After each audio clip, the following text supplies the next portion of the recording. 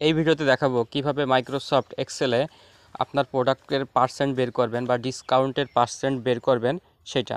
তো এটা করার জন্য আপনার প্রথমে প্রোডাক্ট প্রাইসগুলো লিখবেন, তারপর ডিসকাউন্ট লিখবেন যে কত পার্সেন্ট ডিসকাউন্ট দিবেন। তো আমি এখানে আগে থেকে লিখে রাখছি। প্রথমেই আপনি কি করবেন, ইকুয়াল সাইনটা কল করবেন, তারপর যে প্রোডাক্ট আছে সেই প্রোডাক্টের উপর ক্লিক করবেন, তারপরে স্টার উঠাবেন, স্টারটাই হচ্ছে গুণ, স্টার উঠাবেন এবং ডিসকাউন্ট দেবেন যে 20%, এটার উপর এই সেলটার উপর ক্লিক করবেন। ক্লিক করার উপর জাস্ট ওকে করবেন, তাহলে পরে আপনার মানে ডিসকাউন্টটা বের হয়ে যাবে এবং ডিসকাউন্ট অথবা পার্সেন্টটা একই, এটা বের হয়ে গেল। তো এবার যদি চান যে অটোমেটিক সবগুলো করবেন, তাহলে এখানে চাপ দিয়ে ফিলে চাপ দিবেন, ফিলে চাপ দিয়ে নিচে একদম টানে নিয়ে আসলে পরেই অটোমেটিক সবগুলো করা হয়ে যাবে। যদি ভিডিওটি ভালো লাগে অবশ্যই আমার ভিডিওটি লাইক করবেন, চ্যানেলটি সাবস্ক্রাইব করে বেল বাটন বাজিয়ে রাখবেন পরবর্তীতে এরকম ভিডিও সবার আগে পাওয়ার জন্য।